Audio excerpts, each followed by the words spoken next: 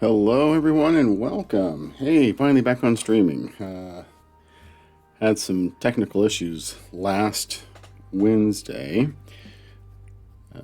Trying to work on my camera settings to make things look a little bit cleaner and crisper, which I think I've done.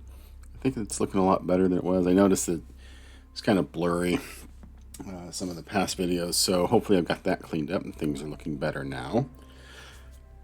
So, how is everyone? Thank you for stopping in. Whether you are catching this live or whether you are watching this video on demand or on YouTube. If you are, I appreciate that as well. If you can't make it to the live stream.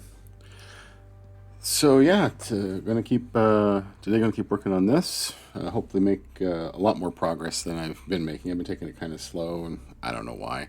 I think last stream is just one of those days where you're just not really feeling things click for you. So feeling pretty good today though. So I've got the paints all set up. So yeah, oh, and before I get started here, let me throw this out here really quick. I'm just going to do my social shout out really quick. So if you're watching this video on demand or on YouTube, you're not going to see this, but it is my Facebook page, which is Hinton's Hobbies. Go over there and give that a follow. And then my YouTube channel, which is also called Hinton's Hobbies. You can pop over and check that out. And subscribe. I do update with the Twitch streams, but I also do stuff that's like between the streams. Things that aren't long enough to do a live stream, or projects that I'm working on that that's interesting. It's throwing it right up behind it. Why does it do it twice? Interesting. But yeah, things you can see from between the streams that I work on. So yeah, let's get started here. I think it's looking a lot cleaner now, a lot better. Yeah. So how is everyone? Hopefully everything is going well for you. Hopefully not having too many difficulties. So yeah, one thing that the title says is talking about gaming sessions, marathon gaming sessions, and I bring this up because yesterday I met up with a group of friends and we all played Twilight Imperium, 4th edition. One of our host for the day, he had gotten it as a birthday present, and he really wanted to play. And of course we had heard of it and wanted to give it a shot ourselves. So we all got together, started at 11 o'clock in the morning, and we played until about 9 o'clock, a little after 9 that night. So 10 hours for one board game, which is long. And we've played long games before, games that take many hours. For those of you who played board games, you probably know what I'm talking about. Games like Eclipse, Terra Mystica, Terraforming Mars. Those are games that can take hours and hours to play, especially once you have a lot of players. We had 6 players, so we had the full 6 for Twilight Imperium. First time I've ever played it. We actually watched, our host had sent us 3 videos to watch to learn how to play, so that way when we got there yesterday morning, we would be pretty much ready to go. Some of us did watch them. Some of us watched part of them. And I think one person's like, yeah, I meant to do that, but never got around to it. So, yeah, the first round, just the first round, and there are many rounds, but the first round took 2 hours. I mean, I've played games that you could probably knock out 2 or 3 games in that time. And complicated games, not like, simple games like Suro or Splendor or anything like that. but very complicated games. But it was fine. It was fun. By the second round took us about an hour. So we were getting a little bit faster. It was about hour 7 or hour 8. Oh, what was that? That was a weird thing that popped up there. About hour 8. No, sorry, not hour 8. Hour 6 or 7 is when combat finally started. Up until that point, we'd all just been building our fleets and resources and technologies and stuff like that. So we finally started getting into combat, and that really slowed things down.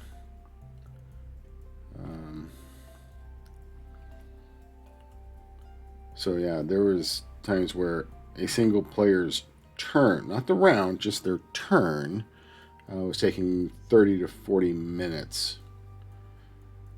At one point I was thinking, those of us not involved in this combat, we could go over to this other table, break out another game, and play that while we wait for them to finish their turn. So yeah, a long, long day for one board game. And we went into it knowing it was going to take a while. I think the recommended is that Twilight Imperium takes 4 to 8 hours to play. I think it's depending on the number of players is what they're going by. Just heard my air conditioner kick on. I don't know if you could hear that or not. Hopefully not. Hopefully it's not too loud. But yeah, with the full 6, and we're not familiar with the game and playing it and things like that, it takes a while. So yeah, we got through it, and overall, it's an interesting game. It's a fun game. It got a bit, especially like hour 8 into 9. I was getting really, really tired. Starting getting a headache. In fact, as we went into the last round, one of the guys actually had 9 points. You win the game when you get 10 points.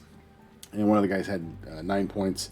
And one of the other players is like, if I give you this card, it's support for the throne, which if you get it, you get a victory point. And then if you take out the other player, or if you move into the other player's space, or you take out the player, then the victory point goes away. And so he said, I'm going to give you this card.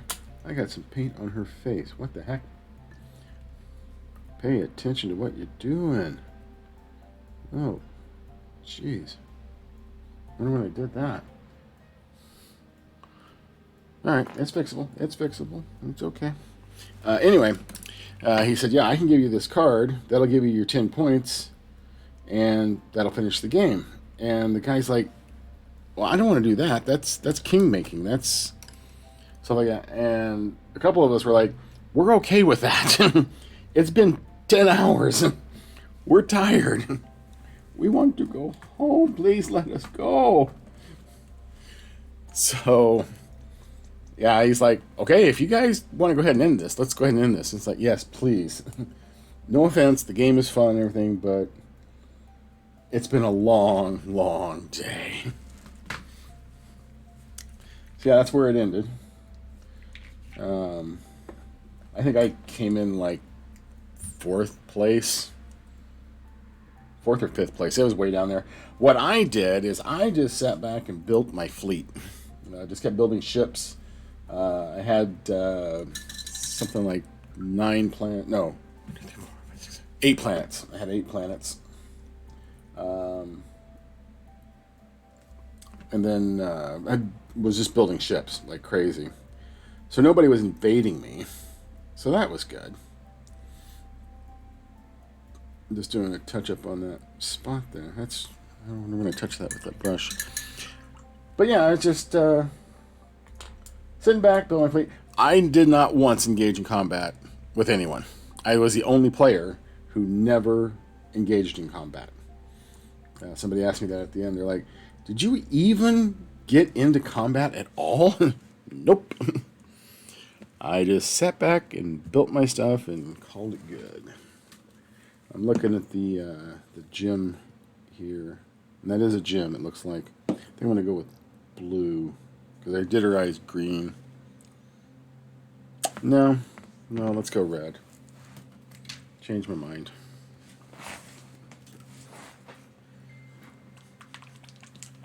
Just regular old red. Rock red.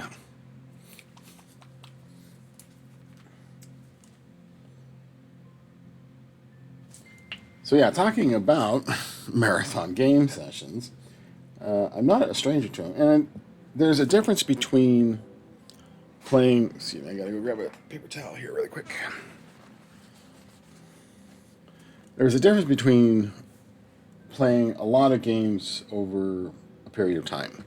Because, like, I go to gaming conventions. We have our Great Plains Game Festival here once a year. It's actually in Lincoln, Nebraska. So if you get a chance to go to that, check it out and find me there. And yeah, it starts Friday, and you go Friday, Saturday, and a good chunk of Sunday playing board games. That's all it is. It's just board games for 3 days, 2.5 days. And that's one thing where you're playing a lot of different games. But when you sit down and play one game for hours, hours, and hours, Firefly's another one that takes a long time. Duende, have you heard of Sheriff of Nottingham? I think I've heard of that one. I don't think I've actually played it, though. Is that another long, long game? Firefly is one. It's a really fun game. I love the Firefly theme, but it can take hours to play, especially the more players that you have.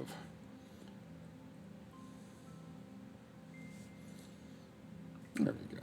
And I'll do the gym painting on that. No, it's kind of simple but fun. Oh! I said, I think I've heard of it. The guy that was our host, him and his wife are big time into board games. They actually have something like 450 to 500 games. So, oh, and hello, Duende, welcome in. Did not mean to just kind of ignore you on that, but yes, hello and welcome. It is nice to see you here. How goes your return to painting? You working on that, or are you still kind of working towards it? Dang it, pick up the brush. Pick up the brush here. Okay. I am going to attempt to put pupils in. We played it at my brother's place, and now we can't find it despite it coming in a sizable box. You lost the game? Wow.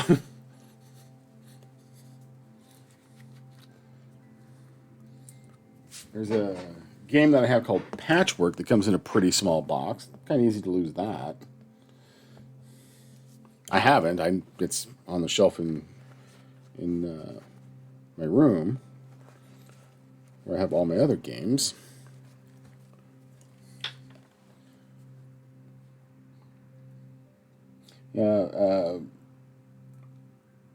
Friday night we were going to play D&D, and then a couple people couldn't make it, so we decided to play board games. And somebody had brought Zombicide, and they went up playing that one scenario pretty much all night long. So, yeah, I'm watching the stream while searching around the house and cars. Oh, okay, cool. Okay, I'm going to need my visor for this because I'm going to paint the pupils in the eyes.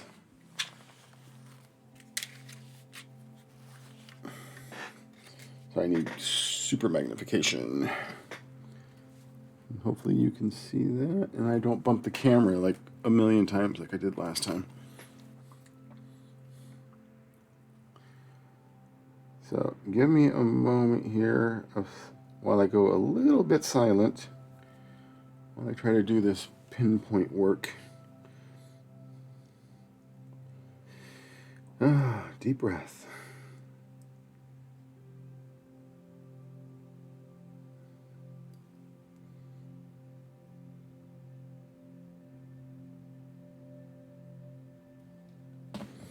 How did I do?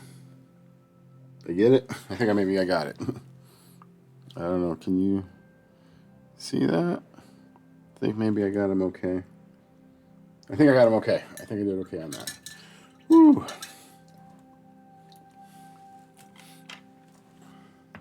Okay, let me lay that down here. Take my visor off. And let's put back on my regular magnifying glasses here. I got the main monster primered after sanding seams and green stuffing obvious joints. Cool. Some of the hard work getting done there.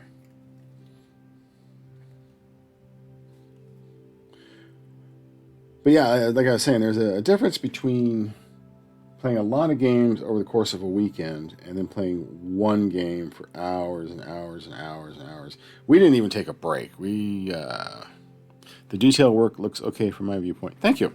Yeah, I think I got it. I think I hit him just right on those pupils. So I'm happy with that, which is unusual for me. Usually I'm just like, oh no, it's off by 1,000th of a millimeter. Okay, let's see. I'm going to move on to the armor section. Let's get some browns going here. Intense brown for her intense gaze. But like marathon game sessions, when I was younger, I think I was 20 at the time. Yeah, I would have been 20. There was a group of us, 5 of us. Excuse me. I didn't get my usual cough drop before I started the stream. I got busy doing some stuff. So I have a couple sitting over here. I might be popping one in my mouth in just a little bit. So apologies for the rattling sound you may hear as I try to talk around it. But when I was in my 20s, we had a group of 5 of us that played D&D. The problem is that with all the, our schedules and everything, we couldn't all meet every week to play. So we would get together every week, every other week, like 3 or 4 of us and play. However, about every 6 to 8 weeks, our schedules would align that we would all have the weekend off. And so what we would do is we would get together. We would start at Friday night, 6 o'clock. And I had a campaign. I was the one running the campaign that all of their characters were going through, just for that specific campaign. And we would play until Sunday morning around 9, 10 o'clock, and then we'd go get Sunday brunch. And yeah, we played pretty much straight through. I mean, we'd take breaks, get up, stretch, and stuff like that. But yeah, I mean, it was just, I think we did that like 4 or 5 times.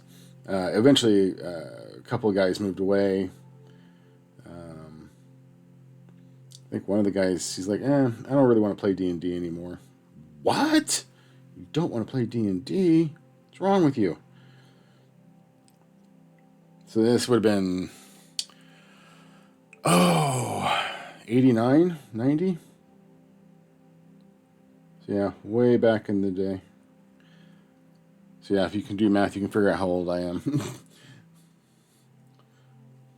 Going off of those cryptic clues. But yeah, I mean, we would do massive marathon sessions like that. And we'd be okay with it. It was just, we were young, metabolism was better. Lots of pizza and Mountain Dew and Pepsi.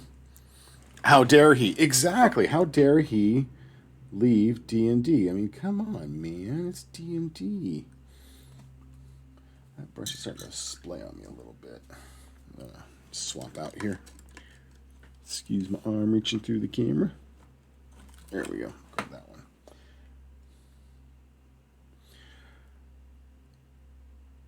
So, yeah, it was...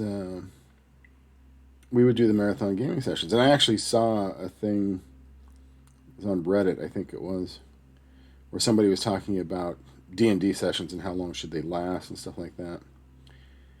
And the guy was saying, yeah, our sessions last a couple hours, and I'm wondering if that's too long for a session. I already know how old you are. How was your birthday, by the way? Yes, you do know how old I am and when my birthday is. My birthday was good, thank you. Um, so I got to spend time with my daughter and her fiance and my grandson, which is always nice. So that was a good day. I uh, I had fun. It's the simple things really in life for me nowadays. I don't get too worked up about things, uh, needing a lot of things or whatever. Um, Crap, where was I? I lost my train of thought here. Um, I know I was talking about the marathon gaming sessions. Yeah. See, yeah, I'm getting old. I'm starting to forget things. It happens. You just kind of forget. Also, it doesn't help that I think I might have like ADHD. I'm not sure. I hear people describe, like people that have it describe the stuff that they do, the way they think. And it's like, that's what I do. I thought everybody did that.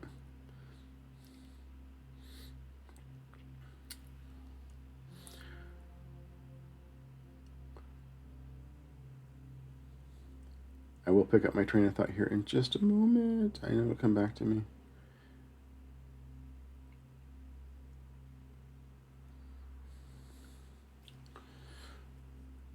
Well, I paint this armor. But yeah, the marathon game sessions. Oh, I know what it was. It was Reddit. Oh, that's just my Streamlabs thing. Um, I was talking about the thing on Reddit with the game sessions, how long they were. The guy was like 2 hours. And I made the comment that our group, and we meet every Friday night. Our game sessions start around 6:30 if everybody shows up on time. Usually we're rolling by 7. And, well, actually, I want to paint that a different color, don't I? Yes, I do. We're usually rolling by 7. And we stop around 10:30, 11. We've gone as late as midnight, so they do tend to be some longer sessions. But I told them that in Reddit. It's like, yeah, we start around 6:30, and we usually break around 10:30, 11 o'clock. And like somebody's like, how can you possibly play for that long? How can you only play for 2 hours? What the heck? In my college days, we'd have all night D&D sessions when we just crash on the dorm room floor of whoever's dorm it was. Yeah, exactly. I mean, it's just you start the session and you play until people are like, yeah, we're at a good stopping point. And sometimes it is hours and hours and hours. Yeah, like I said, we do probably somewhere between 4.5 and 5 hours is what we play. 4 to 5 hours. Because yeah, like I said, if we can get started at 6:30, then we're usually stopping around 10:30, 11 o'clock. So 4.5, 5 hours. And it's just because it's a Friday. People have been at work all day. Maybe they've had enough time to get home, change, grab something to eat, and then get to game night. And after playing for a few hours, and it's a way to unwind. But after playing for a few hours, you're like, yeah, I'm kind of tired. Been a long day. Maybe work was stressful. But yeah, some of the people were absolutely amazed that we could play for that long. And it's like, how do you not? I mean, it's D&D. I can understand board games. Maybe you don't want to play a board game for 4.5, 5 hours. But D&D should take a little while. If you're only playing for 2 hours, I mean, you're doing what? You have a little bit of story and maybe one encounter? Maybe? Jeez.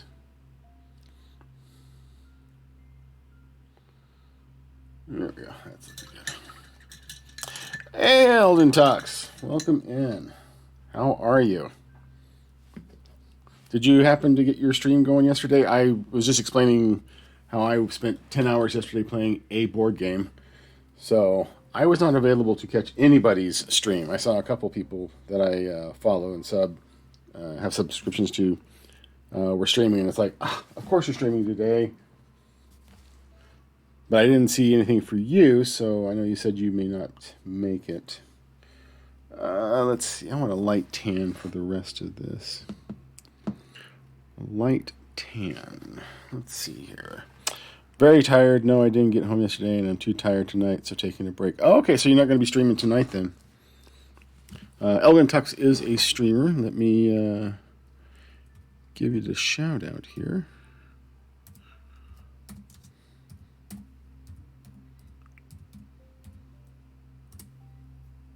There we go. Yeah, he is also a miniature painter and LARPer, a live action role player. You're very welcome, sir. Really, really cool channel. Very chill, very relaxed. Let's see, Shield Brown, is that going to be lighting up for me? Yeah, definitely pop over and check it out. Obviously not today because taking a break. So, were you out on one of your jobs, or were you? I can't remember what it was you were saying you were going to be doing. I thought you were saying you were going to be doing a job somewhere. Yeah, he's in the UK, so his time difference is a little bit off from ours. I'll be back on Wednesday. Cool. Well, then I'll try to catch you Wednesday over lunch. So yeah, he streams at 7 p.m. UK time, which I am in Central Time, and he's about 6 hours. So it's about 1 o'clock my time. So adjust from Central Time as to what your time zone is, and you know when he streams. Let's see here. I choose you. Let's see if this is light enough for me. Let's see, I want to go in between here. Oh, this is going to be fun. Sure, pick the checkered board pattern. Yeah, dink.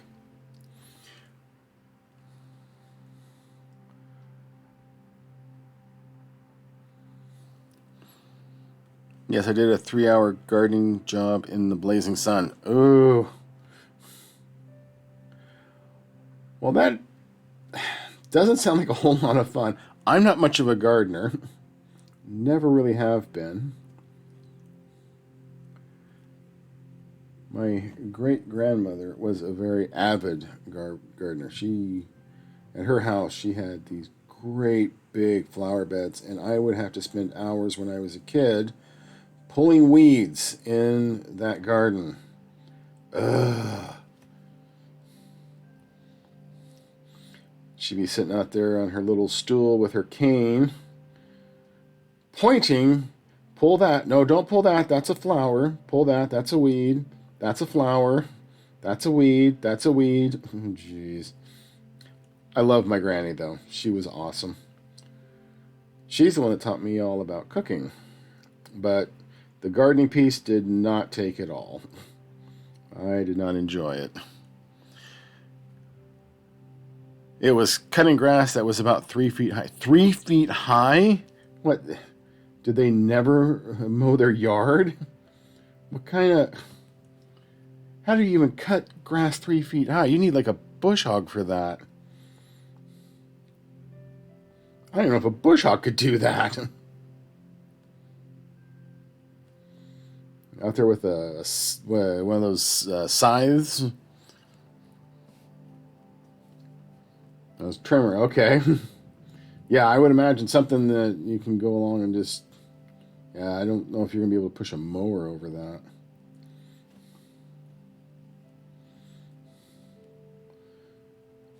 That is insane.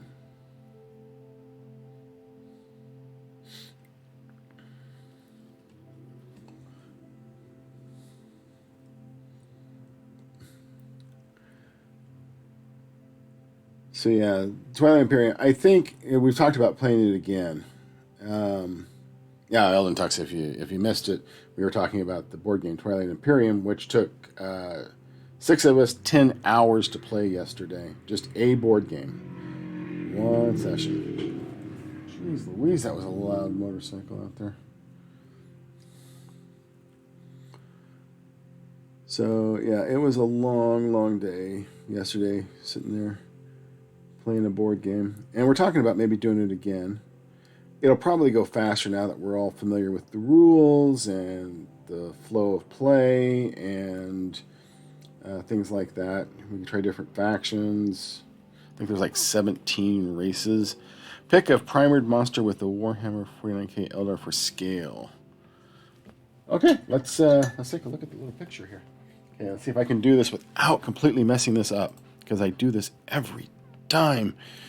Okay, so I'm going to pop this up here first so that I can get to the picture. So one moment, please. I am grabbing a cough drop here as well. So again, apologies for any rattling while I talk around it.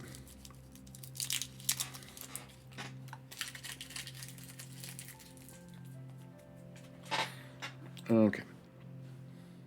Oh, that's a pretty beastie.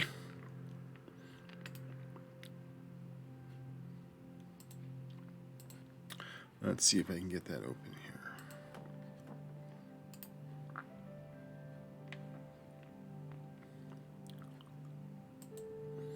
Okay. Is there a way to make that full screen? Oh, that's fine. So I come in here. My daughter showed me how to do this, talk me through this, so.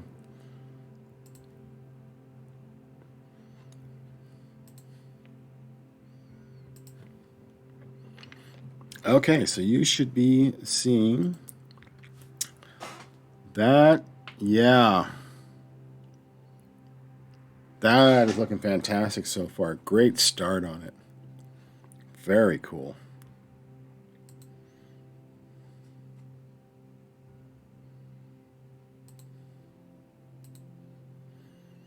Okay, and there we go. We're back.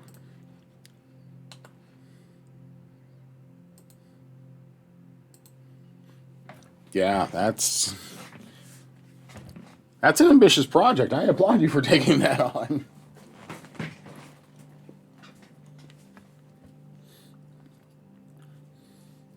That's definitely going to keep you busy.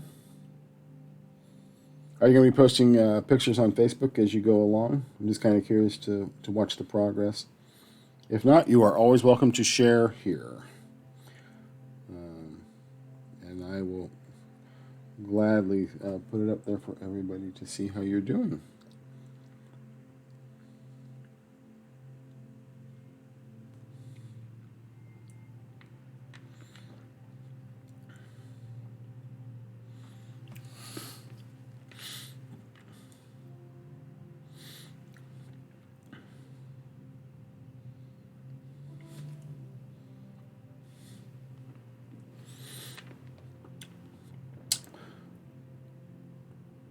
So yeah, the Twilight Imperium, that's one we're talking about maybe doing it again in a month from now.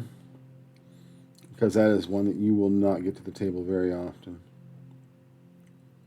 I can see what all the hype was about. I've seen a lot of people talk about it, reviews about it, and things like that, how great it is. So I can kind of understand where the hype's coming from. But it is a monster.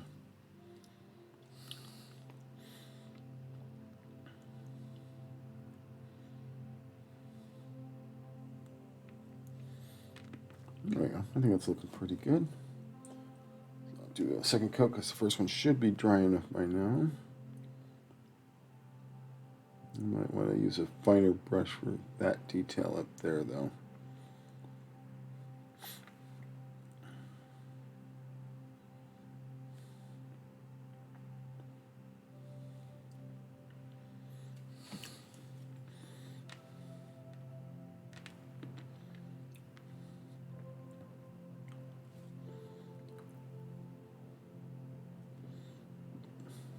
Well, I don't know. I think maybe if we play again, maybe like 4 of us. That way it doesn't take all day.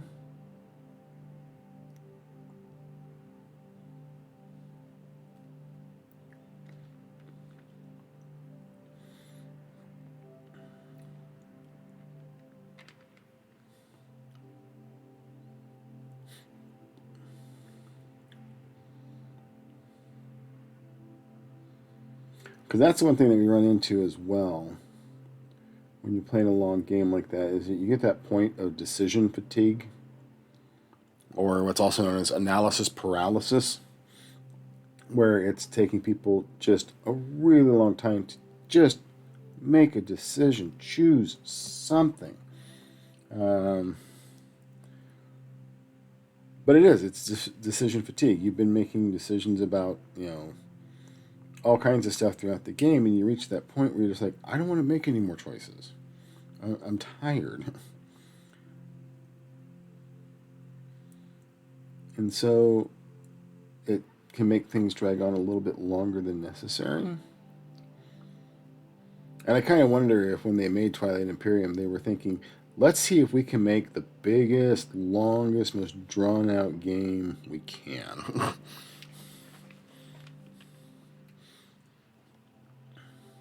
That reminds me. So, I used to be heavily involved in a community theater, a community playhouse, many, many years ago.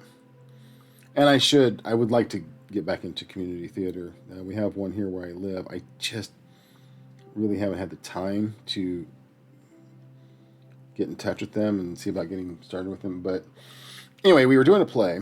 I think that was one that... What was I doing on that? I wasn't in the play. I usually wasn't, I didn't really act on stage all that much. Every now and then I would do bit parts, quote unquote cameos, where I would come on, I'd say a few lines, and then I was done. I did a lot of the technical stuff behind the scenes, which is where I really, really enjoyed being. I liked building sets and doing props, doing the lighting and sound. That's what I was doing. I was lighting and sound on that one. But I also helped build sets on that one. Building sets, painting. But my job was not my job, but yes, Doug, my fiance, complains about those types in his board gaming group. Yeah. Yeah, where they're just talking about people who take a long time to do their turn. It's like, come on already. Just make a decision. But, yeah, that particular play, since I wasn't heavily involved with it, I didn't have to be down there all the time. I would come in and help when they were building sets. And then once they got blocking done and the sets were built and everything was kind of set where they wanted to, then I came in so that I could start setting up the lighting and figuring out where lights needed to be hung and putting in the gels and things like that to figure out the right tones for what we were doing. So yeah, it was there's two members like that. They take 10 minutes on their turn when everyone else takes 1 or 2. I know, it's just... And that's the thing, is you want to tell them, look, it's just a game. Just make a decision. It's not like the fate of the universe hangs in the balance here. No matter how much you might think it does not. So, let's go. So, anyway, we were about... I want to say... Because rehearsals were usually 6 weeks, and then the play ran for 2. And I think it was about 4 weeks into rehearsals. I was down there helping some stuff set up. And I went into the men's dressing room, and I noticed that a couple of them had set up, taken a table, and set up a game of Axis and Allies. And they had been playing it the whole time. And they kept playing it throughout the entire run of the play. I don't know if they ever actually finished that game or not. Talk about a marathon game session. It took 2 months. But then again, they were only playing during rehearsals and during the play and things like that. Doing day. Another guy sometimes brings his kids, which one of them obviously cheats, then whines if he does poorly. Oh man, do not get me started on cheaters. I have a real issue with cheaters. It's a game, and if you cheat to win, you haven't really won. Okay, so you got me started on cheaters. It's like video games. There's a video game I used to play as a first-person shooter. I don't play it much anymore. Actually, I don't play it at all anymore. I don't think I've even touched it in years. But and part of the reason is the hackers. Hackers had gotten in and were just taking over like crazy. And the game was becoming unplayable. And even the anti-cheat system was having trouble keeping up with them. And that's the thing is that, okay, yeah, you can go in and you can cheat on that, or you can cheat at a board game or whatever. But if you win, you haven't won. The cheating won. You know, I don't understand. I mean, there have been times in games where I have made a mistake. I misunderstood a rule,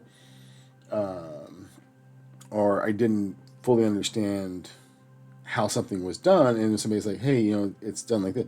Oh, okay, I didn't know. Thank you for pointing that out.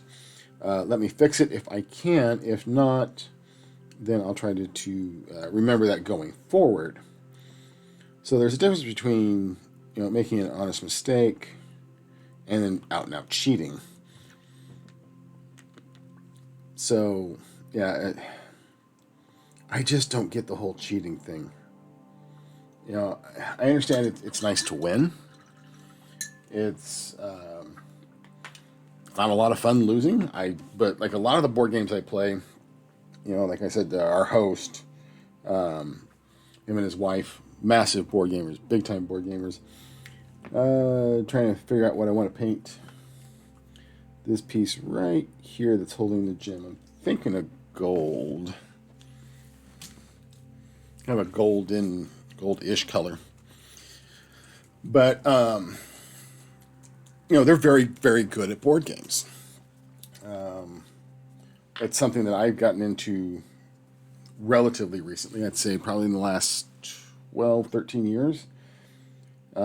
Because of them, they introduced me to the wide world of board games. It was actually... So I joined the D&D group that they were in. They've been hosting the D&D group for many, many years. Mostly because, well, at the time that we started, they had 7 kids. Now they have 10. They keep adopting children. So, you know, kudos to them. But that's a lot of kids. So for them to pack up their kids and haul them around, not exactly feasible, especially when they were younger. So we always just went over to their place. So we were over there playing D&D one night. And as we're getting done, I had been gaming with them for about a month or so. Our host asked me, he says, hey, we're going to do some board games tomorrow. Would you be interested in coming over and playing? And I said, yeah, sure, you know, that sounds cool. Now, when he said board games, of course, I went to the standards of, you know, Monopoly,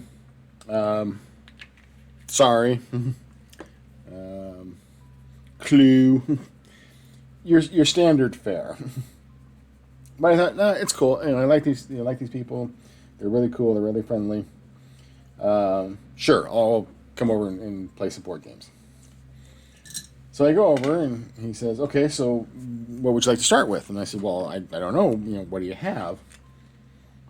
So he goes over and he opens up a closet. And at the time, they probably had a couple hundred games. But he goes over and opens up a closet and he says, well, we've got all these. And I'm looking and going, what? I don't even know what any of these games are. And while I'm thinking that, he goes, and then he opens up another closet. He goes, and we also have all of these over here. So what would you like to play? I'm like, I've never heard of these games. I've never played these games. I don't know what you want. What's going on here? He's like, oh, you haven't really played board games. And I said, no. I said, you know, Monopoly and Clue and Sorry and stuff like that. He goes, oh, no. These are so much better. And so I think we started with Settlers of Catan, or Catan, depending on how you want to pronounce it. Let's see here. I'm going to the cross pattern here. I think I'm going to, excuse me while I get really close to the microphone. I'm going to try this khaki shadow. I want to see how that looks. I may change my mind on that. I don't know if I want to go lighter or darker with those. No, now that I think about it, I want to go really dark brown on that. Let's try this mahogany brown. I know, indecision. Here we're sitting here talking about indecision and, making up your mind, and I'm having trouble making up my mind on colors.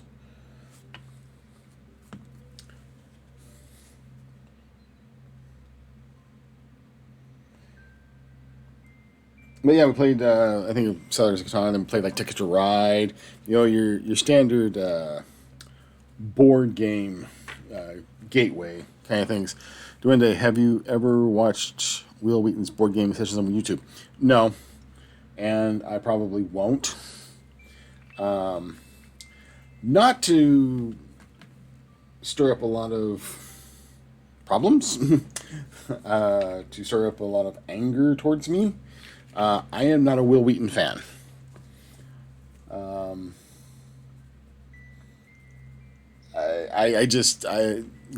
not a Will Wheaton fan. We'll leave it at that. Plus, I'm not really big on watching people play board games on like YouTube or anything like that. I don't typically watch people playing video games, like on YouTube or on Twitch. If I'm going to play a video game, or if I'm going to watch a video game, I'd rather be playing it. I have watched things like tips and tricks. Excuse me for a second here. Oh, excuse me, I had to cough there for a second. Like I said, I used to play a first-person shooter game, Team Fortress 2. I would watch how to improve your gameplay or things about.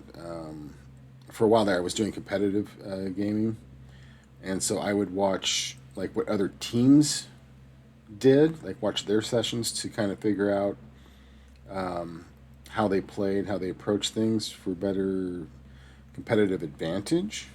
But to just sit back and watch somebody else playing a game just does not appeal to me. I know it's like I'm some kind of heretic or something.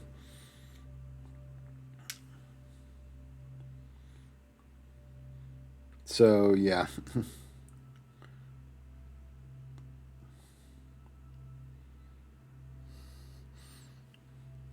Is it any good? I mean, I'm assuming people probably watch it quite a bit.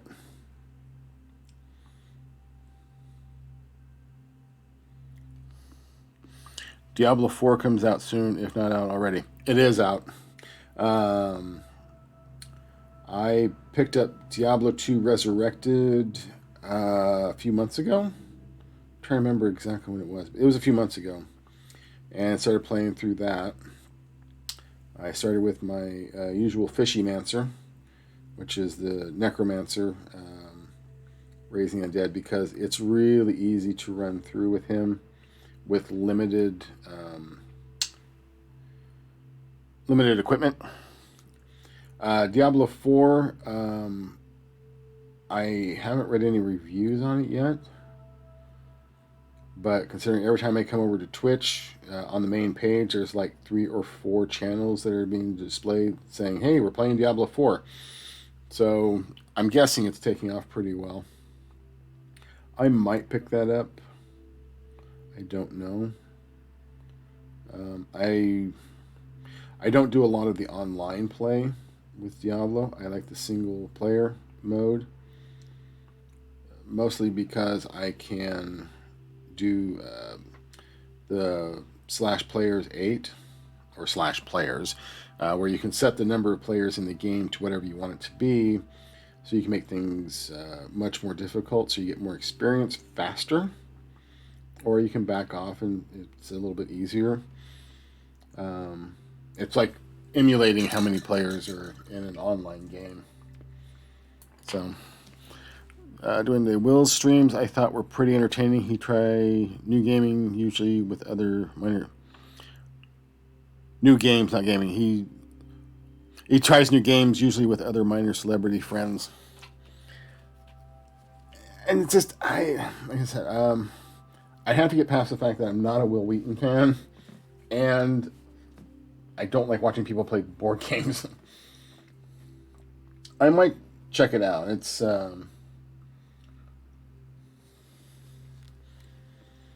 if it's entertaining and it's not just okay, now it's your turn. Okay, you go ahead and do your stuff, and now it's your turn. You do stuff. Then maybe it can be okay. It's like somebody asked me, somebody mentioned something. What's it called? It's a D&D thing. Sorry, I got my hand on my head while I think. Critical Role. I knew it was going to come to me here in a second. Somebody was mentioning something about Critical Role, and I was like, yeah, I've heard of it. I don't know that much about it. And they're like, what? Really? But it's so great and everything. Well, you think it is does not mean that I think it is. I don't want to sit and watch somebody playing D&D. If I'm going to do that, I'm going to play D&D. Or I'm going to play a game, I'll play some Diablo 2 because I can fire it up and I can actually play the game. It's his way to show new games to help people decide if they want to get it or not. See, I can see that. I can certainly understand that. I know that there are other board game channels out there like, what's it called? The guy Rodney, he does like Let's Plays or something like that, or how it's played or something like that. And then there's Rado Runs Through, where he basically does like a round or two of a game to show you like setup and stuff like that. Where that's like it's like the Twilight Imperium videos we watched. It was here's how to play the game. We're not watching somebody play the game, but it is how to set it up and how to play it. And because I watched that, there was a recommended thing that came up that said, "Oh, you're interested in this game? Here's this 2.5 hour session of people playing this game." No, I don't want to watch that because it's going to drag out. It's going to be, sitting there watching people making decisions and taking their time and all that. And I'm just not that interested in it. Sorry.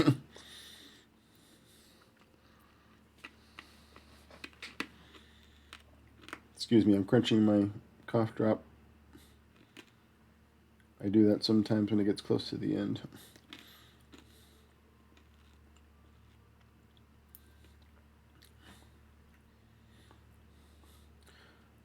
So I might check that out. I don't know. The thing with like new board games and stuff, part of it is going to gaming conventions. They typically have new board games there, so you can do like the board game library and check those things out, literally, and then see if you want to get them or not.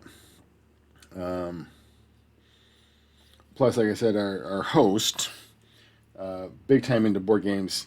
I don't buy board games anymore. I don't back Kickstarters of board games because chances are they're probably going to buy them. Just because we have a lot of the same interest in games and in board games, they will buy them or back them on Kickstarter or whatever. So having 2 copies of the game, it's like there's a card game called Innovation that a few years back, it's been a while now. It's been several years actually. There was a Kickstarter for a deluxe version of it, and I wound up backing it, and so did they. So my version or my copy is still sitting in the shrink wrap. I've never opened it because I didn't need to. They did. They opened it up. We've played it many, many times. So it's still sitting in my closet in the shrink wrap, and it will probably never be opened. Because there's just no reason for me to open it, because all of the people that we know that play board games, they're mutual friends. So, yeah. It's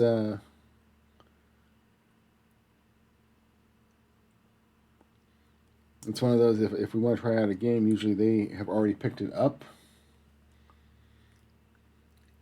And typically by the time we get around to playing it, they've already played it, like 2 or 3 times, so it's a pretty quick run through. But like I said, I might give it a shot. If I can just get past the fact that it's Will Wheaton. I'm sorry. I know he's supposed to be like this really cool guy and everything. I'm sure he is, but anyway.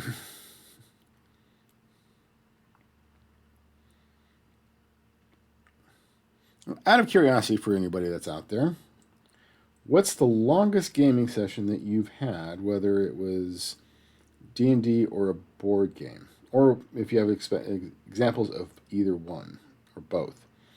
And yeah, if you're watching this on YouTube, just leave a comment below. But I'm just kind of curious if anybody's had... I know Duende mentioned all-night game sessions in college, but like a board game, And no, Monopoly doesn't count because people don't play by the rules. In Monopoly, if you play by the rules, then the game should only take about 45 minutes to an hour. The problem is that people have so many dang house rules, they're not playing by the rules anymore, and it takes forever to get a game finished up.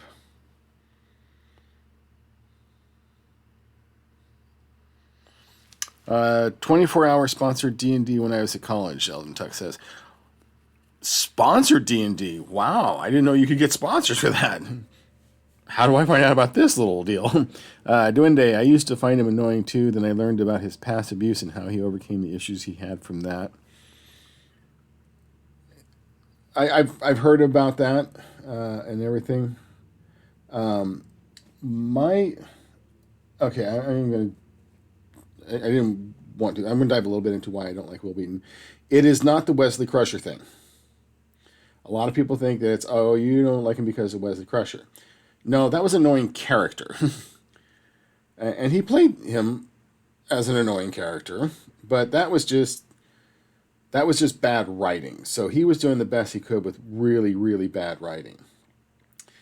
It's the fact that everything since then, he's played kind of the same annoying, Weasley, smarmy character who's just an arrogant asshole. I'm sorry for the language, but wow. And it's just like every time I see him in a TV show or something like that, it's just like, no. It's like there's, I don't know if any of you have ever watched Leverage, which is a really good TV show. I haven't watched Leverage Redemption, but Leverage. Hardison, who's the hacker, he winds up joining forces with Will Wheaton's character Chaos, and they're planning one of their little jobs, and Elliot has signed up with somebody else who's also a hitter, and the other hitter is like, can I punch him? And Elliot says, which one? And somebody says, which one? He's like, doesn't matter. Talking about Chaos and Hardison. Yeah, you just want... Anyway, Ellen Tux, we got people to pay an amount per hour. It was to raise money for a children's charity. Now, that's a heck of an idea. I wonder if I could talk to the group and see if that's something they'd be interested in trying. I don't know. I don't know if that's something they would be willing to do or not. But that could be fun. I mean, really. I mean, you get to play D&D for a marathon session, and you're raising money for a good cause in the process, whatever we decide to raise money for. Why is my music so quiet? Hold on a second here. Oh, I see why. Let's switch that up.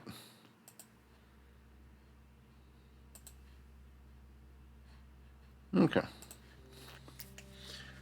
There's a song that plays in my background music that gets really, really, really quiet. So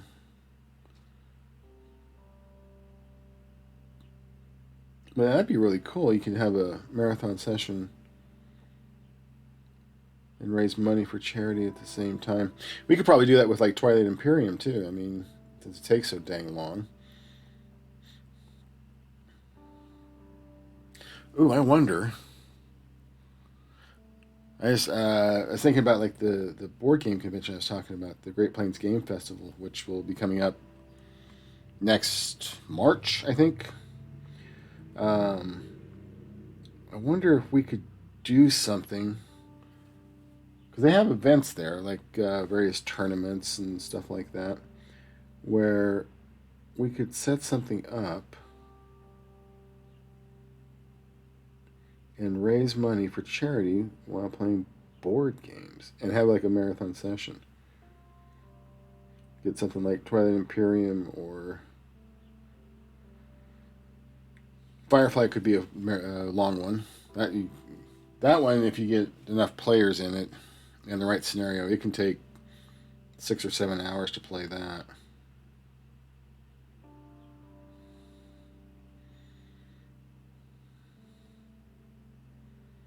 Or even set up a marathon D&D session, because I know they run D&D games there as well. They usually have tables reserved for D&D games.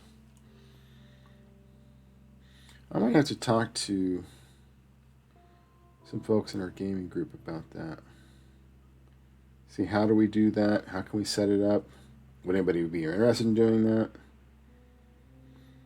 That's the thing is, we all game in person. We don't do online. Well, our group doesn't do online. I know a couple of them are in other gaming groups that do it, that do play online. I think through Roll20. We tried that for a while with our D&D group back during COVID and stuff like that. And I couldn't do it.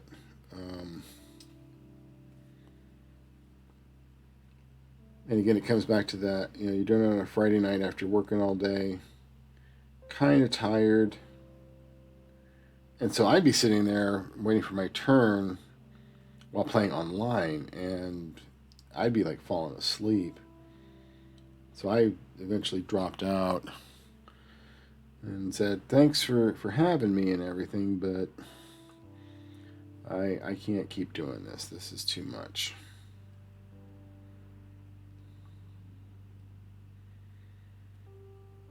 So yeah, they actually splintered off. Now they play on Thursday nights, and our in-person group got back to. We got some new people for our Friday night in-person group,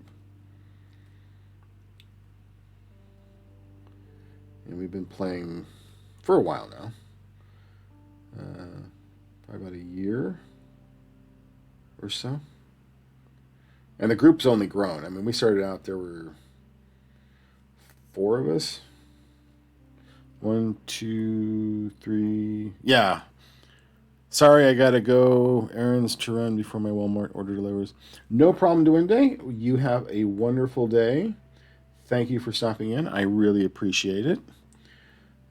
Hopefully we'll catch you on the next stream. So be sure to let us know how progress goes on your big beastie. Looking forward to seeing that.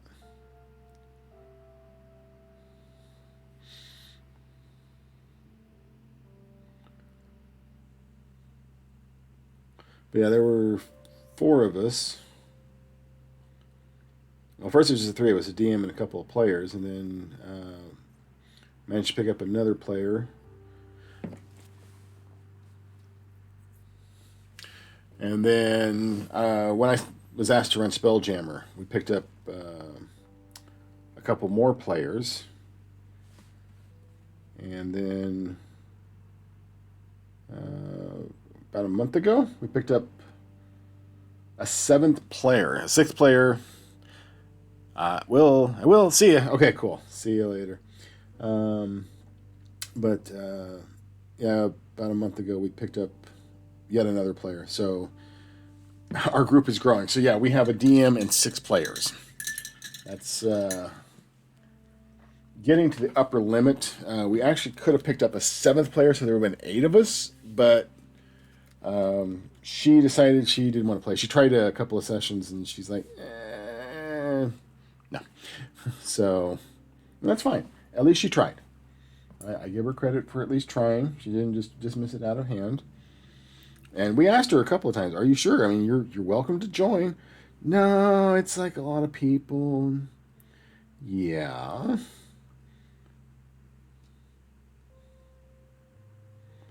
So yeah, it's a pretty good group. I think most of them would be interested in some kind of charity thing. And that's something maybe we could do like once a year, like at the game festival. Although, I don't know. I think I'd rather at the game festival, if we're gonna do it for charity, I'd rather be like a board game because we can always play D&D at home. And I know a couple of them that go to the game festival that they're going there mostly just to check out new games or games that they have heard about, but they don't know if they want to buy. So,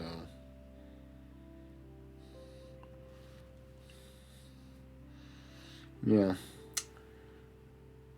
we'll have to see about that. That's an interesting idea. Okay, I do like that dark mahogany brown on that, so I am going to just continue that theme right on around to the back here with way too much paint on my brush. Jeez Louise.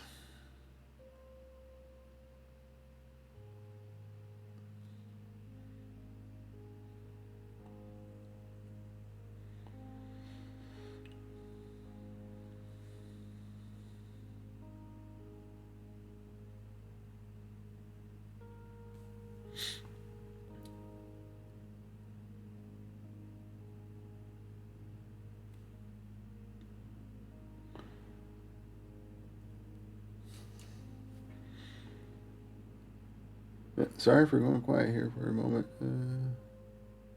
I'm gonna pause here for just a second. I need a drink. That's what's I think bothering me is my mouth is so dry.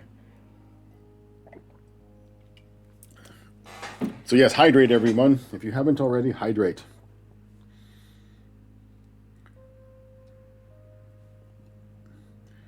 That's one thing. Yesterday we didn't take a break like at all. We probably could have done like an intermission or something.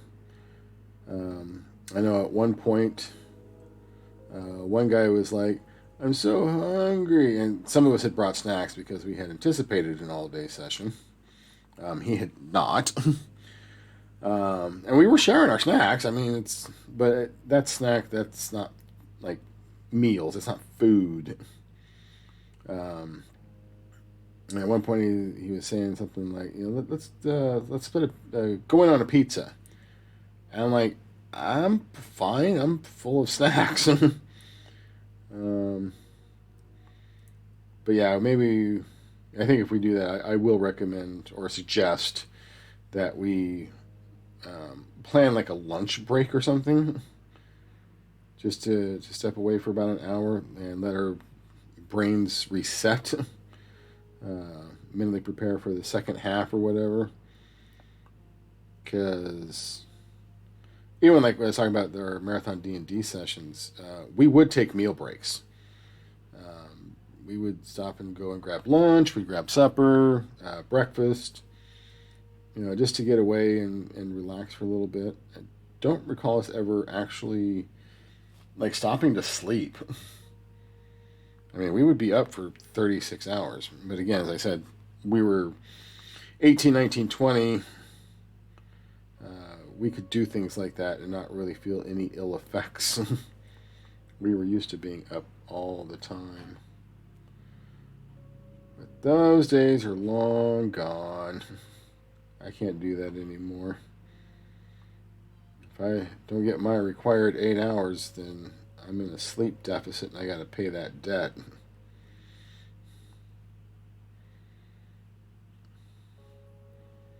Fortunately, I'm really good at power napping.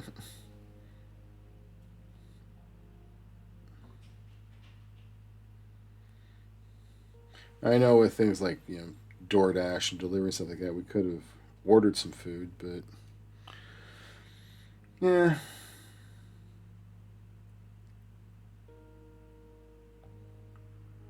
DoorDash, from what I understand, is horribly expensive. I've never actually used it myself. My daughter has, using my credit card, and I've seen the bill. It's like, what did you order? And the food arrives, and it's like, that's it. All of that costs that much money. Oh my god! I don't know. I guess I'm just more of a make my own meals kind of guy. And that's something I could do. I could like make something for the next time.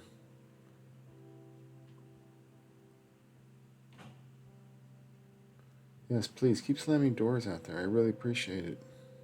I don't know if you're picking it up on the stream or not, but if my microphone's that sensitive, but I can hear people slamming doors. Jim Morrison was overrated. Stop slamming the doors.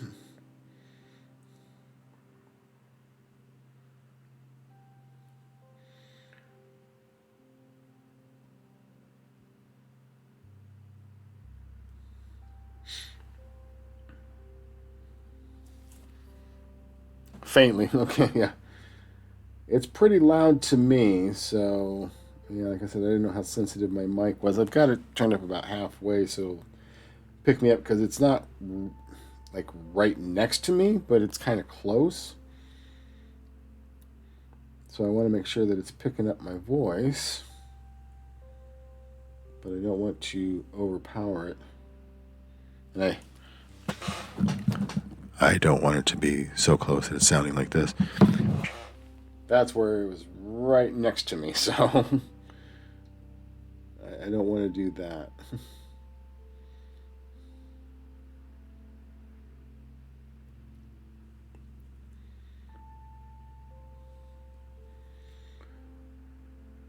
And this is just lots of these lines, lots of line work here.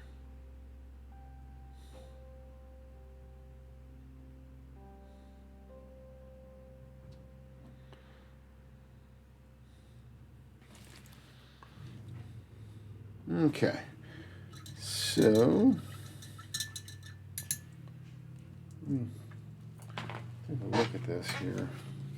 I'm going to take this off camera here for just a second because there's trying to look at what the symbol is on the patches here. These right here, like little triangles. I'm not sure what these are. I might try the same gold color that I did with the headpiece up here, which is for some reason way too thin. I need to thicken it up a little bit. Let's see here. Yeah, there it is. Layer down so you can see her.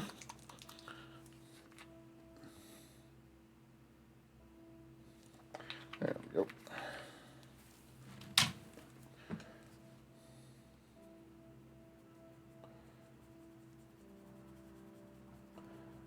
So yeah, I am planning on another project, another big building project. I think I might have mentioned this before. It's a kind of a bell tower. I think I mentioned it anyway. Maybe I didn't. But yeah, it's going to be another one of the Hearst Arts bell towers. So I'm going to start planning that and start working on that on stream. I don't know if I'll have it ready for Wednesday. And yes, I am planning on doing it on Wednesday. Planning on streaming on Wednesday. So I will try to get things ready by then. At least have it, the preliminary layout ready for it. And this is something that I will be actually building from plans. They're available on the Hearst Arts website. but it's why I'm building it and what I'm building it for, and how I'm going to build it. It's going to be a little bit different, but I will reveal that when I get closer, when I actually start building it. So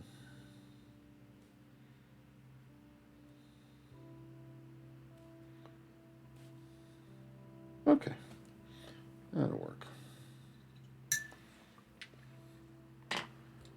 And then the spearhead here, I'm going to go with a steel. So if we're going to do a steel, I want to give it a base coat of black.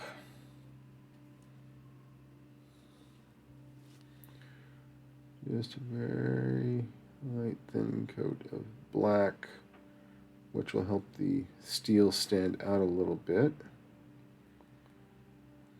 I hope. I can make sure I'm doing it without getting it all over the skin tones, which, yeah, good luck with that.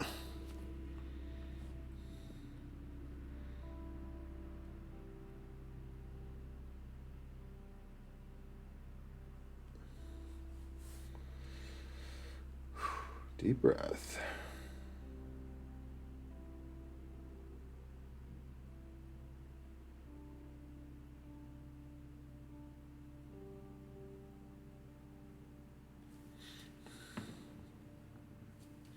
I think I was up the camera. Felt like I did. If I did, I apologize.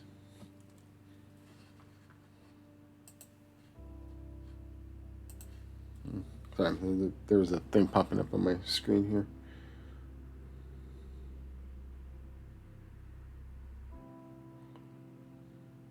My antivirus sometimes pops up and says, "Hey, do you want to buy the full installation?" No. I have enough, thank you.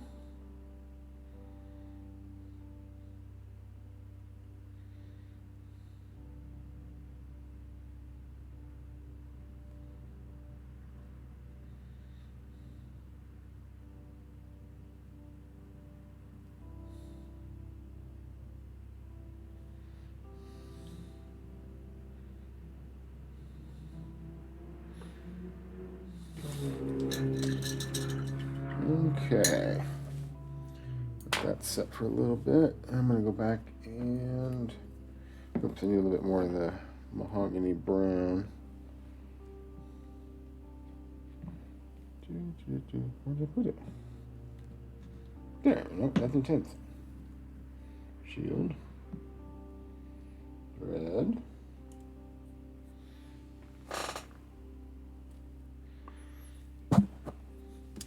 Well, I just had it here.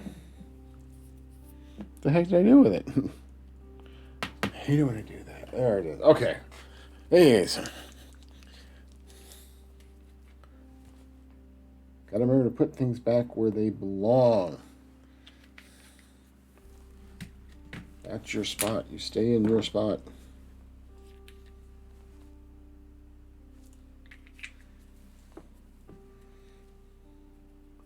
I'm usually pretty good about staying organized, but sometimes get in a rush, get distracted, end up just putting it down somewhere instead of back where it belongs. Okay.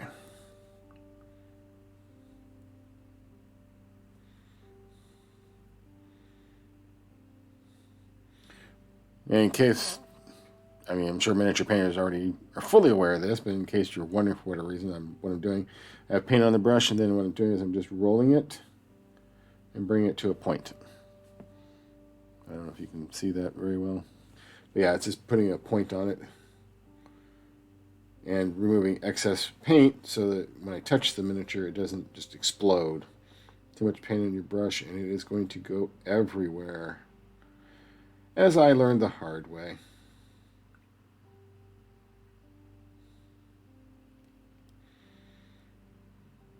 That's the thing, when I started miniature painting, did not have the resources that are available today, which I'm sure Eldon Tux can relate to, as well as Duende, although she left. But Um, yeah, back when we started miniature painting, we didn't have YouTube didn't even exist. I think some of us when we started miniature painting, the internet didn't exist. So yeah, we're old. Okay, yeah, we get it. So yeah, the resources available to miniature painters today is astounding. I can remember actually paying money for DVDs, yes, DVDs, to learn how to miniature paint. Learning how to paint miniatures. I guess there's a difference between painting miniatures and miniature painting. Painting miniatures and yeah, because like my daughter does miniature paintings, which are little paintings on canvases, and she's really quite good at it. And painting miniatures, which old or well seasoned, Dalton, Texas. Yes, well seasoned, well experienced. We are wise because we have wisdom from years of experience. Um, but yeah, she does miniature paintings. That's something I saw online, which I think is really cool. Is that they did a whole bunch of like these little miniature paintings, little canvas things, and they built a miniature art gallery, put it out somewhere like on the public can get to, like maybe a park or something. And these are actually all over the place from what I've seen. But it's a miniature art gallery that you can go and you can take a painting if you want, or you can leave a painting, or you can do both. You can take a painting and leave a painting. Kind of like take a penny, leave a penny. And I told my daughter where she lives, she should totally start doing that. She's looking into doing that. Ellen Tuck steady on. Not sure if I qualify as wise. Steady on. Not sure if I qualify. You qualify as wise, my friend. Absolutely.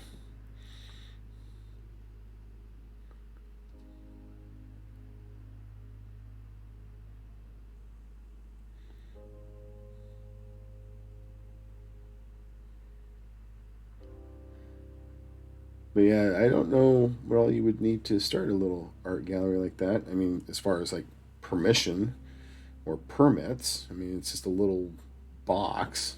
I could build the box for her. It's a pretty simple thing. I can even come up with the little miniature patrons that are watching or looking at the art. That'd be plenty easy to do. You could just print those out and paint them. But she would need to create the art. Because I don't do canvas painting. I could try, but I don't think I'd do very good at it. That's one thing I never had the patience to learn how to draw or paint like that. I mean, I kind of tried it a little bit, but I just, like I said, I didn't have the patience.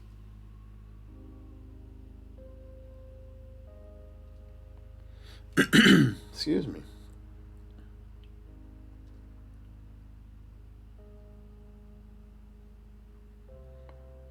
See, I think something like that would be really cool. I've seen those like those little libraries around as well. There's one actually about I want to say about 6 blocks from where I live. It's just sitting out there. It's just a little library, books. Take a book, leave a book. And I've thought about. I've got quite a few books that I have read that I enjoy, but I mean, I have a few hundred books. Um, so much so that I actually have some in boxes in storage because I don't have space on my bookshelf for them anymore. And I've read them. Some of them I've read more than once. So I've thought about passing them along, let other people experience them. I even got rid of all my Stephen King novels at one point. So I don't have those anymore. Which, that's one thing that kind of upsets me. I started reading Stephen King way back in the 80s, early 80s. Loved his works. And so I would buy his books as soon as they came out. So I had a whole bunch of first editions, including the very first book of the Dark Tower series, The Gunslinger.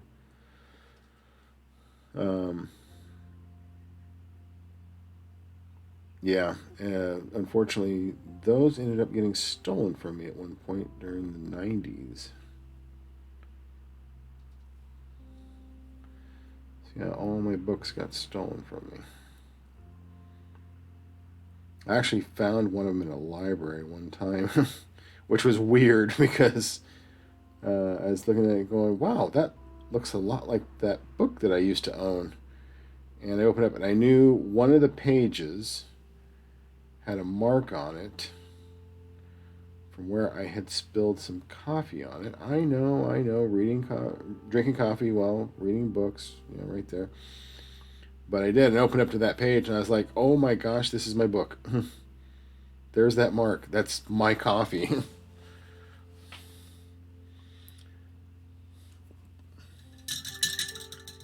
So yeah, that was kind of surreal. Oop. Wow, oh wow. Okay, my phone's popping off here. Hold on a second, please.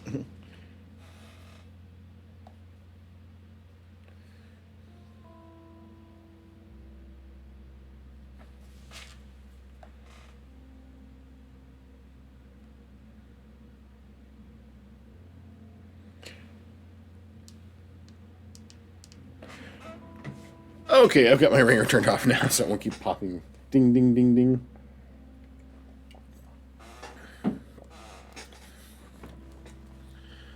Okay, coming up here about the last half hour. So, yeah.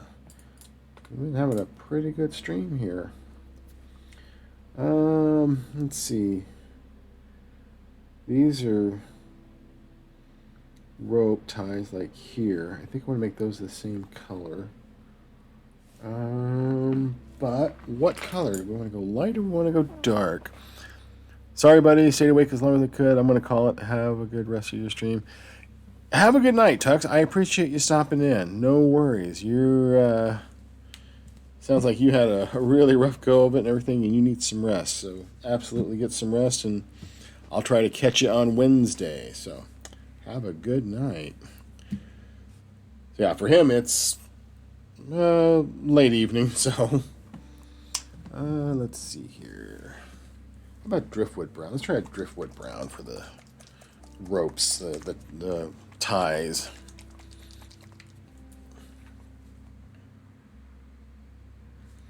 See how those look.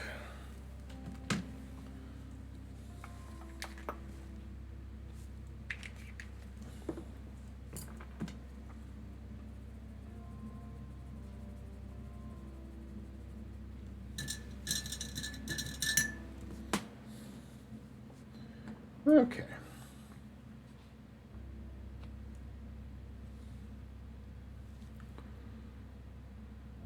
I know I should be painting the stuff behind it first.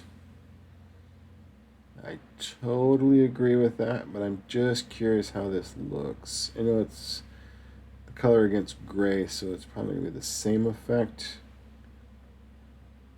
as it would if it was against whatever color I decide to make that, which will probably be another shade of brown. I know a lot of browns here.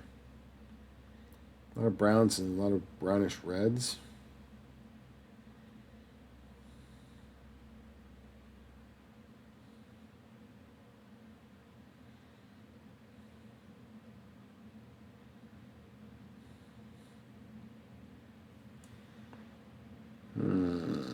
I think I like that. Yeah, I'm going to go with that.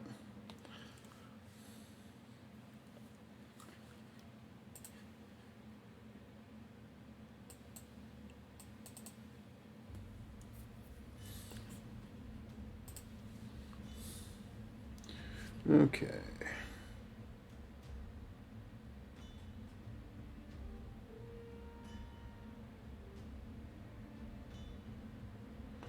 There we go. Yeah, I like that. I like that little bit lighter color off to the side like that.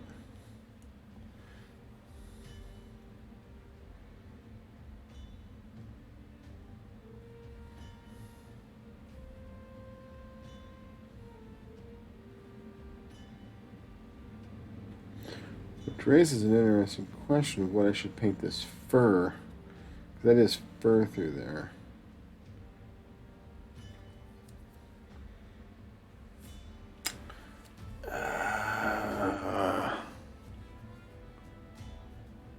Decisions. I made too many decisions yesterday. I don't want to make any more decisions this weekend. I'm done. I'm just throwing this in here because I want to see what it looks like. I can always go back over it. So yeah, if you're just joining the stream, or if you haven't caught me before, paint miniatures, I don't go for display quality, really. Not like award-winning display quality, like a lot of people do. I like to paint to what I call a good standard, which is a very vague, nebulous definition on purpose. But yeah, I like to... Oh, let me get back in the screen here. So it looks nice. You know, I don't try to just slap the paint on and call it good, but I do want to paint it to a point that I'm okay with it, because I will never be happy with anything that I paint. I'll never be satisfied. And that's actually a good thing. Bob Ross talked about that a lot. That if you ever paint a painting and that you're perfectly happy with it, you're done painting, period. Just hang it up and call it good, because there's no room for improvement now. You've painted your perfect picture and you're done. And I agree with that. Everything I've ever painted, I've looked at and gone, oh, that's terrible. It's so many mistakes. I could have done this different. I should have done that different.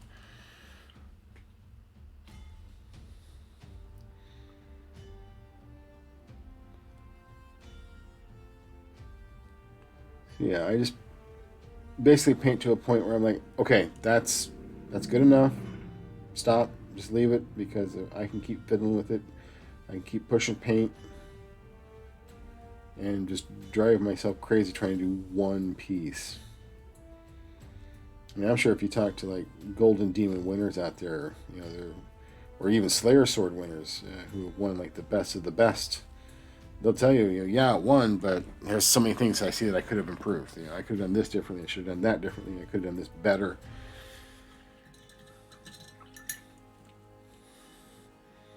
Okay, I kind of like that light tan, but I think it's a little too light.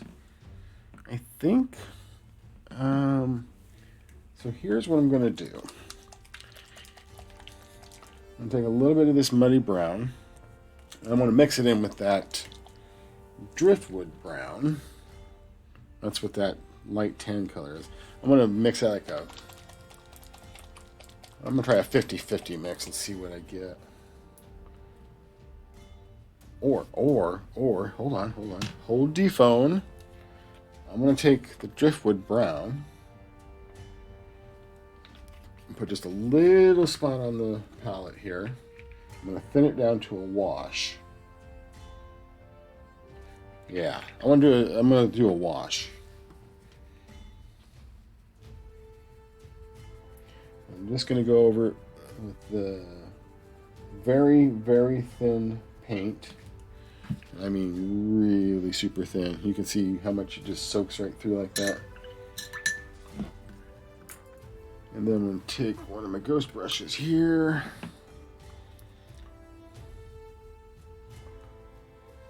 Yeah. Okay. Ghost brush, and I'm just going to Now I want the paint to explode. That's what I'm looking for. I'm going to hit that.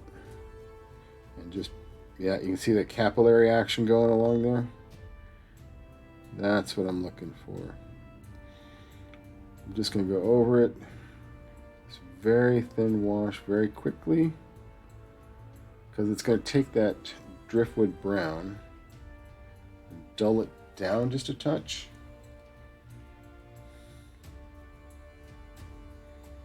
Just a touch. I don't want it to get too dark. But I do want to hit the recesses for shadows and dull that down just a touch.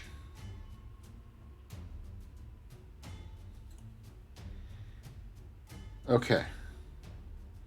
Yeah, I like that. That'll work. Okay, I think that'll work out. Okay, I noticed a little spot here that I need to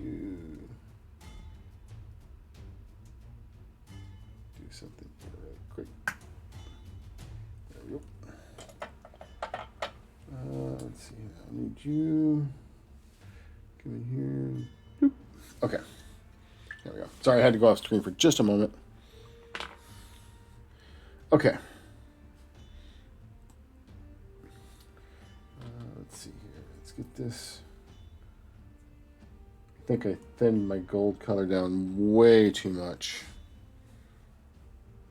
Because it is taking a lot of coats to put this on here.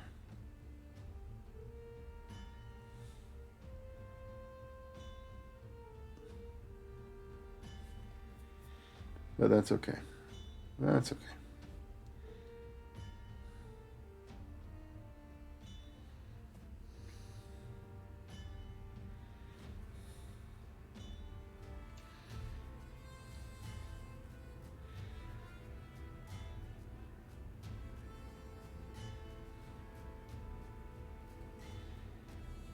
Okay. Yeah, there we go. So, now with the spearhead, I want to use shadowed steel. That's glossy black. I don't want that. Where's my honed steel? Thought I had honed steel. Oh, there it is. Honed steel. Okay. Knew I had it. Let's go with shadowed steel. I think I'm going to go with that. I think that'll work a little bit better for me.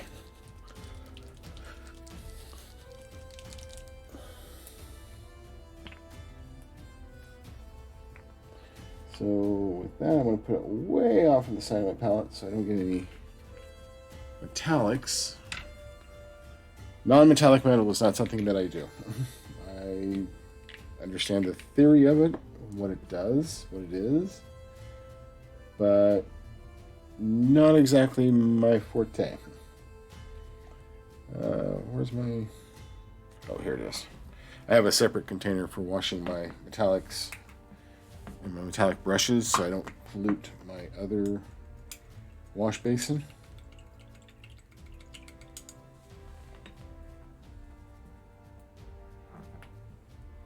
That brush is way overdue for a cleaning. So grab one of my metallics brushes here. Yes, I have separate brushes for my metallics. I know. What a geek.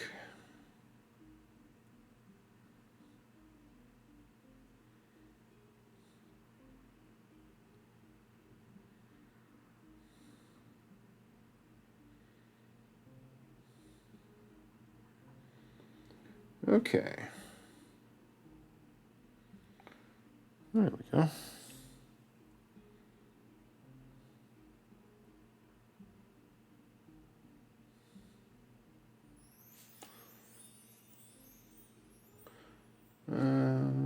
Actually, I think I'm gonna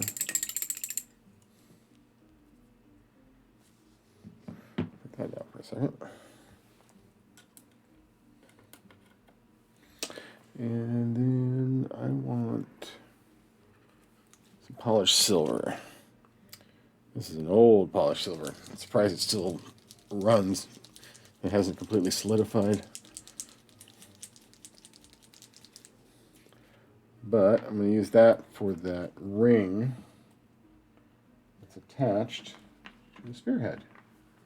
So it's more of a kind of shiny color and draws the eye.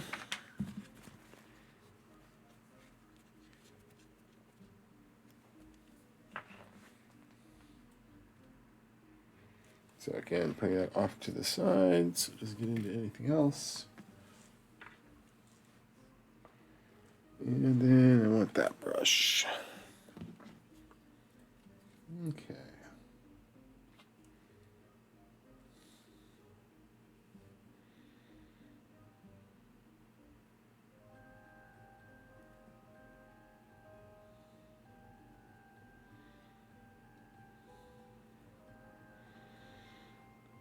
Okay, yeah, that's good. That's good. I like that contrast. What the heck was that? There's a bubble just formed on my brush. That was weird.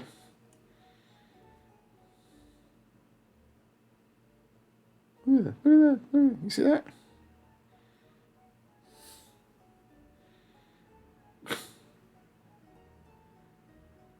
My paint is possessed.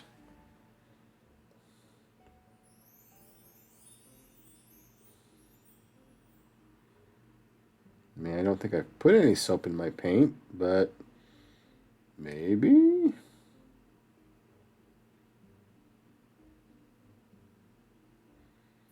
Okay.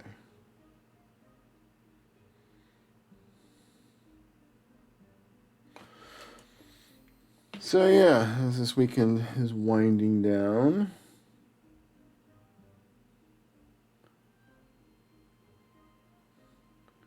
hopefully everyone has had a good weekend.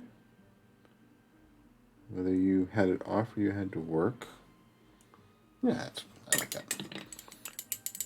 Evening, Crafty Face, hello! So nice of you to stop by. Thought you were working this weekend. Or are you done for the day?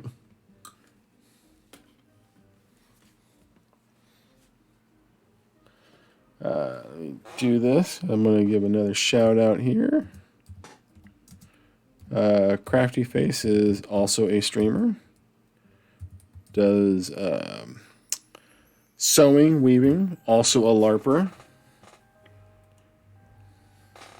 So you should go over and check them out. See what's going on there. Does loom work sometimes. Although I haven't seen you do any loom work for a little while. Craft Face, I'm done for the day. I even worked extra as someone called in sick. Oh, long day. Long day. At least it's over now. Or at least work is done for the day. Hopefully your day's not over now. Not completely. How goes your LARP kit? She's doing her costume for LARPing.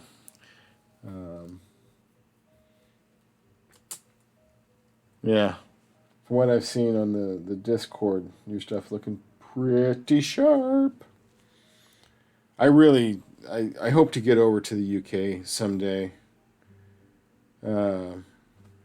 And go with all of you and you and Eldon Tux and Dino Monstrosity and all that to check out a LARP session. I may not do actual LARP, but just to go and see what it's all about, because here in the U.S.,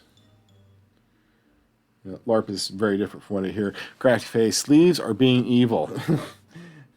Yeah, I think you have lamented about the evil of sleeves before.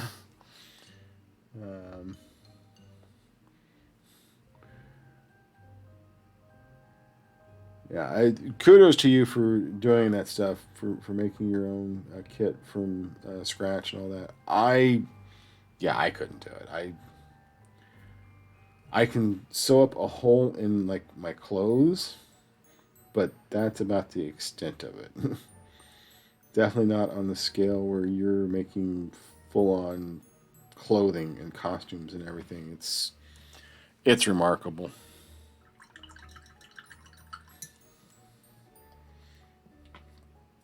So, are you going to be streaming this week at all, showing off your stuff, or are you just going to kind of wing it and see what comes along?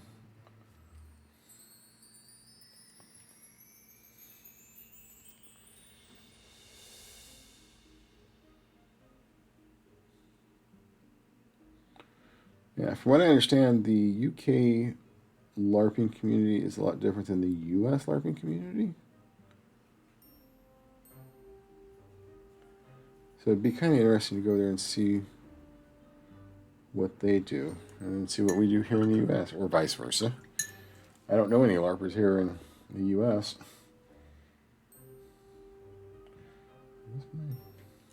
Yeah, this is my intense brown here. Shoot. Put a little bit in there. Okay.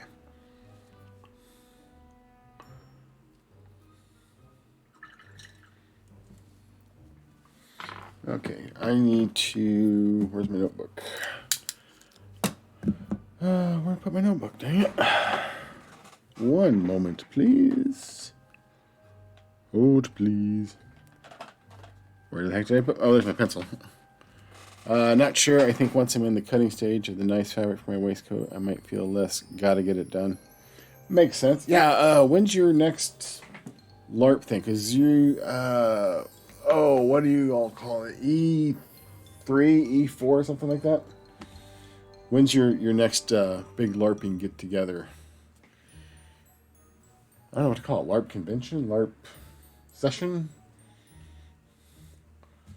Oh, hold on. I gotta step away for a second. Grab my notebook. Or a notebook.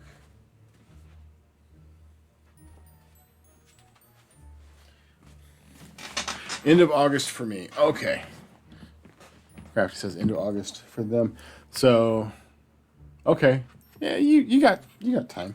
I'm just making a note on what colors I'm using for all this so that I don't forget, because otherwise I will. So the tunic area is intense brown.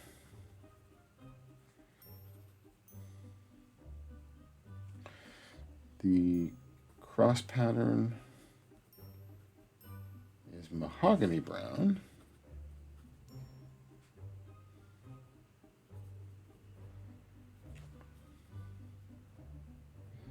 Yeah, because if I don't write this down, I am going to forget. And then the lines, the outline,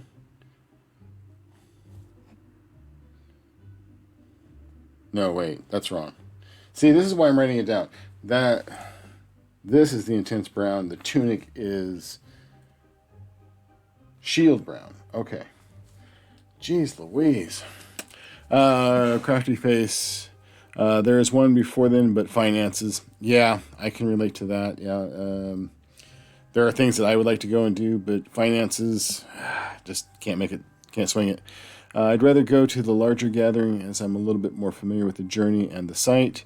It does cost a lot for me to go. Yeah. Which is kind of surprising to me because Crafty is from, or lives in Scotland. And the Scottish accent tells me that you're from Scotland.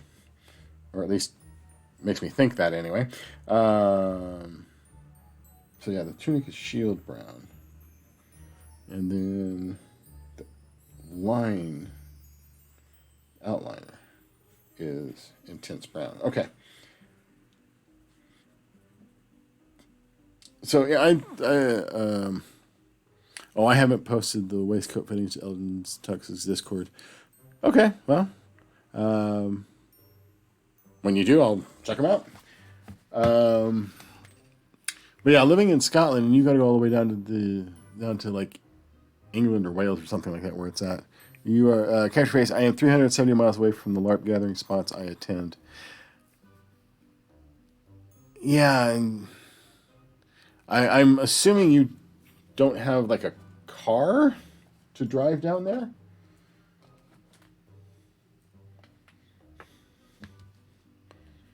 Because I know, like, here, 370 miles, for me, that's from, like, where I live to Denver, Colorado, which is about a 7-hour drive, 6 or 7 hour drive. So I would just get in the car and drive. Actually, I've done that, where I've gotten in the car and just driven to Denver. I'm from Colorado originally, so it's kind of my home state. Okay, so I got that stuff written down. I know this is my chestnut gold, honed steel, polished silver, red. Okay. Like I said, I wanted to make a note because when I come back on this, I may forget. I still have stuff in my wet palette, but it's Crunchface. I don't drive. No, my flatmate drives, and they are attending this year, but are taking the train with me. Yeah, it's a 7 to 8 hour train for me. Yeah, and in the UK and in Europe in general, because I have been to Amsterdam and Belgium. The train system, which I have ridden there, is phenomenal. I have no complaints. Not cheap. I will give you that. It was not cheap, but very efficient. I mean, much better than our train system here in the U.S.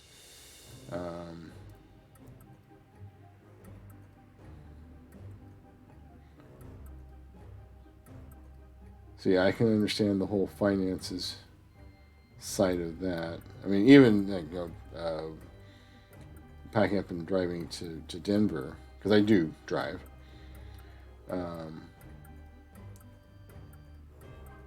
Yeah, it's still, there's still finances involved. You know, gas money and driving there and then turning around and driving right back is not entirely feasible. It makes for a very long day. So you got to have a hotel stay and all of that. But yeah, our train system is nothing like in the UK. And I've ridden trains here in the US as well. And they are not cheap. And it takes, let's see, I took a train from where I live to Chicago. It's, let's say about a 10-hour drive. But by train, no, sorry, it's a 9-hour drive. And by train, it's 12 hours.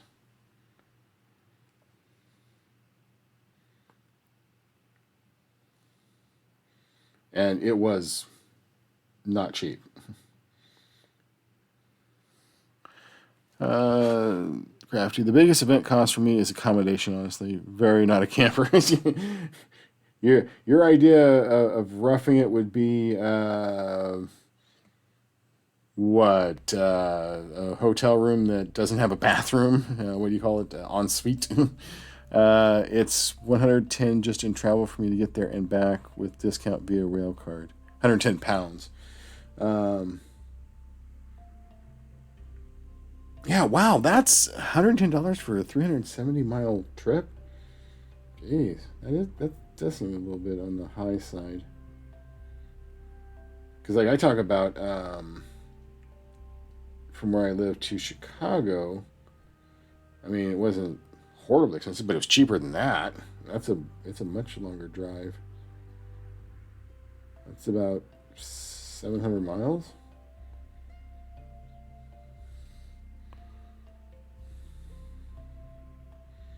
But yeah, accommodation, especially if they're like most hotel chains, they know something's going on in the area, they will jack up their prices. Yeah, it can be insane how high stuff can get for hotels. But there's nothing that says that they can't do that, so they will absolutely gouge you if they can.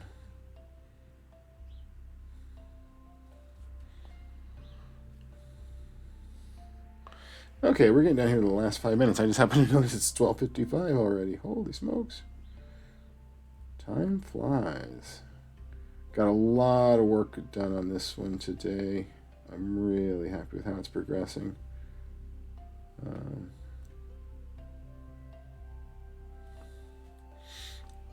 I think it's looking pretty good. I need to stop putting my hand all over places that I've already painted.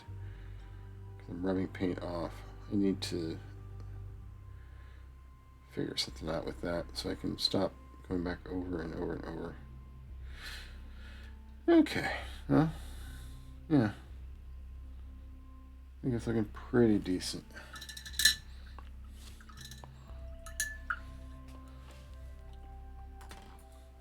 And I'm glad I got my camera settings figured out so that it's looking a little bit clearer and sharper. So I apologize for past streams where you're looking at it going, what? Why is it so fuzzy? Jeez. Yeah, I think it's making really good. Let me... Hold on, I'm going to adjust my focus for a second.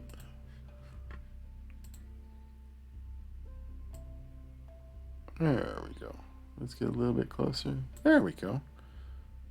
Oh, hey, I need to paint her eyebrows. She's got eyebrows. I haven't painted them. Yes. Slacker.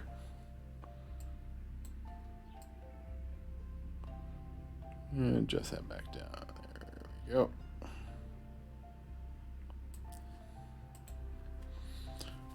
So, yeah.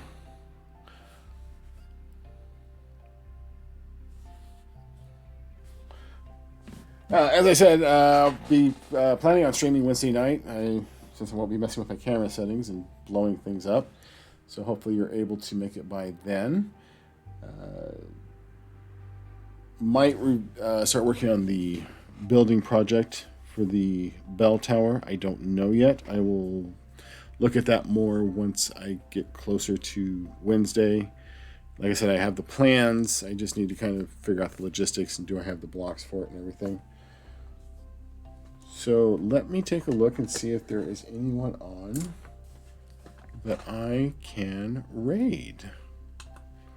I'm going to pull this up here really quick. So one moment, please. If it'll load.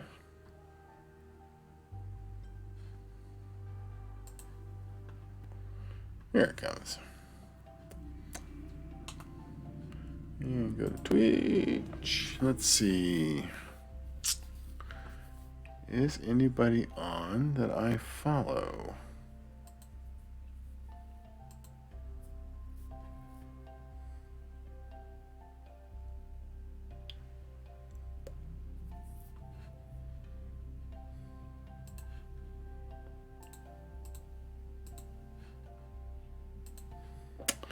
Nope, it doesn't look like anybody's on.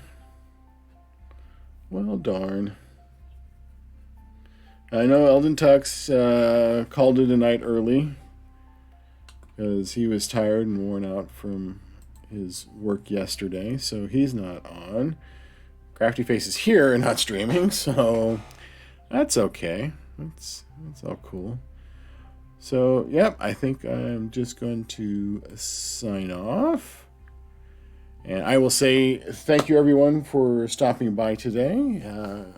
Hopefully you enjoyed the stream. Hopefully I'll see you back here next time or whenever you have time to drop in and have a chat and relax while I paint things or build things or whatever. So with that, I will say thank you very much, everyone. Crafty, you take care of yourself. Looking forward to seeing your work on the Discord or whenever you're streaming. And for everyone, I wish you well and be well, my friends.